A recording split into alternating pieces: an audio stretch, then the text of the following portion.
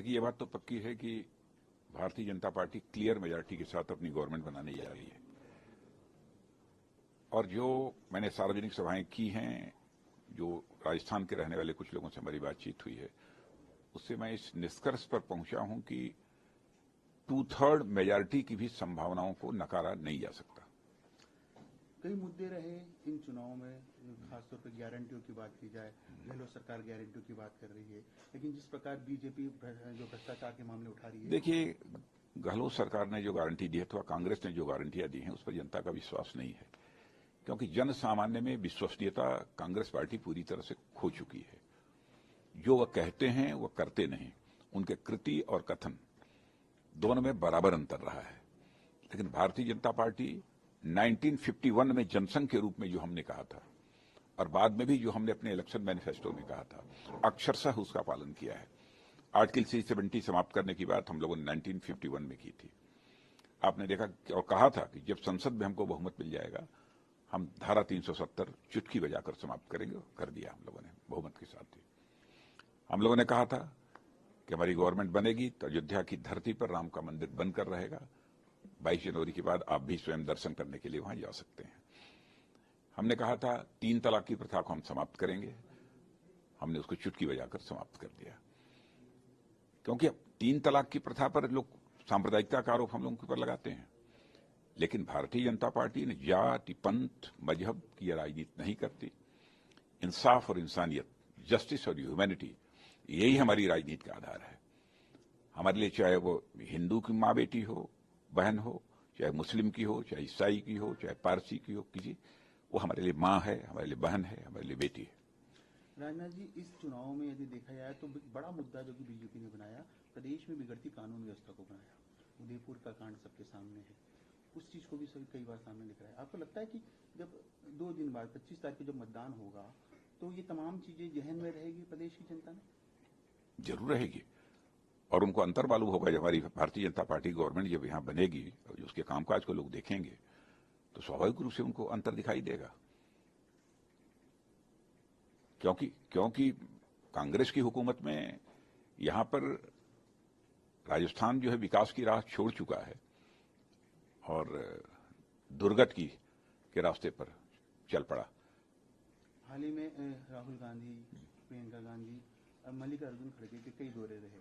जिस प्रकार की भाषाओं का इस्तेमाल किया, खासतौर पर टारगेट पर प्रधानमंत्री, नहीं, बहुत ही मैंने सुना है बहुत ही दुर्भाग्यपूर्ण है, बहुत ये दुखद है। और मैं समझता हूं कि कोई किसी भी पॉलिटिकल पार्टी को उसको मर्यादाओं का अतिक्रमण नहीं करना चाहिए। शब्दों का चयन बहुत नपातुला होना चाहिए। और जो कुछ भी उन्होंने कहा है प्रधानमंत्री के बारे में, प्रधानमंत्री व्यक्ति नहीं होता, प्रधानमंत्री संस्था होता है। मैं कभी भी किसी भी पूर्व प्रधानमंत्री के बारे में मैंने कभी अपशब्दों का प्रयोग नहीं किया है। पूर्व प्रधानमंत्री चाहे किसी भी पार्टी का क्यों ना हो। और हेल्दी डेमोक्रेसी में सबसे अपेक्षा की जाती है कि मर्यादाओं का पालन करेंगे। राम राज्य को हम आदर्श क्यों मानते हैं? राम राज्य को हम इसीलिए आदर्श मानते हैं क्योंकि भगवान राम ने आजीवन मर्यादाओं का पालन किया। यदि वे अच्छी शासन व्यवस्था देना चाहते हैं, अच्छी हुकूमत यदि हम देना चाहते हैं, तो जो लोग ही शिखर पर बैठे हैं अथवा जिनकी भी भागीदारी है उस हुकूमत में, उस शासन में, उनको कभी भी मर्यादाओं का अतिक्रमण नहीं करना चाहिए। ये बहुत विडंबना है। और जो करते हैं वह मैं समझता हूं इस व्यवस्था में काम करने के योग्य नहीं है। राजनाथ जी, राजस्थान की यदि बात की जाए तो बहुत बड़ा प्रदेश है क्षेत्रफल के आधार पर भी, लेकिन जिस प्रकार की घटनाएं पिछले दिनों बड़ी सामने आई, खासतौर उदयपुर की जो घटना थी, आप रक्षा मंत्री है, बहुत ही दुर्भाग्यपूर्ण रहा। कन्हैयालाल की घटना की चर्चा कर रहे हैं आप, बहुत ही दुखद रहा। मुख्यमंत्री अशोक गहलोत बार-बार ये कहते हैं एनआईए को जांच सौंप दी है, लेकिन अब तक आगे क्या हुआ उसकी अपडेट हमारे पास नहीं है। प्रश्न होता है कि इस प्रकार की जघन्य अपराध क्यों होते हैं? अब बड़ी संख्या में बाई चांस एकाक हो जाए तो बात समझ में आती है, लेकिन लगातार कई घटनाएं हुई हैं। मुझे पूरा याद नहीं, रतनलाल सैनी, कोई जाटो और क्या क्या, वाल्मीकि, किसके साथ नहीं हुआ है? अब जयपुर में भी एक घटना हुई थी रोडरेज की, उसमें एक व्यक्ति की मृत्यु भी हो गई थी। ठीक है, आपने 50 लाख रुपया दिया, डेयरी बूथ दिया, बहुत सारी सुविधाएं दी, उसमें हमको कोई आपत्ति नहीं, आप दीजिए। लेकिन फिर रतनलाल सैनी का क्या अपराध था, जाटों का क्या अपराध था,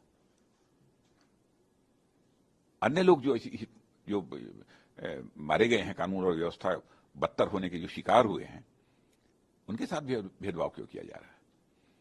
माने ये तुष्टीकरण की राजनीति है। तुष्टीकरण की राजनीति नहीं की जानी चाहिए। राजनीति इंसाफ की होनी चाहिए, जस्टिस की होनी चाहिए। राणा जी, एक बड़ा इश्यू रहा इन चुनावों में, कई जो केंद्रीय एजेंसियां हैं उन्होंने यहाँ पर कई कार्रवाई की, कुछ करोड़ों रुपए सोने भी पकड़ाए गए, लेकिन कांग्रेस के नेता लगातार यही आरोप, आज सुबह भी प्रेस कॉन्फ्रेंस थी कि केंद्रीय एजेंसियों का दुरुपयोग किया गया, वो ये आरोप लगातार लगा रहे। प्रश्न इन एजेंसियों का जो काम है, जिस पर्पज से बनाई गई है, वो तो एजेंसी अपना काम कर रही है, क्योंकि भारतीय जनता पार्टी भ्रष्टाचार के सख्त खिलाफ है। और मैं तो कांग्रेस के लोगों को कहना चाहता हूं, 9.5 वर्ष से हमारी गवर्नमेंट चल रही है, क्यों नहीं किसी मंत्री के ऊपर भ्रष्टाचार का आरोप लगा देते? क्या हमने रोक रखा है उनको? आज अटल बिहारी वाजपेयी जी की सरकार थी, क्यों नहीं किसी मंत्री के ऊपर भ्रष्टाचार का आरोप लगा? जब आपकी ही गवर्नमेंट रहती है तब क्यों भ्रष्टाचार के आरोप लगते हैं? और सेंटर में इनकी गवर्नमेंट थी तो 2G मामले में आपने देखा होगा, इनके मंत्रियों को, केंद्र के मंत्रियों को, कैबिनेट मंत्री को जेल की हवा खानी पड़ी थी। क्यों ऐसा होता है?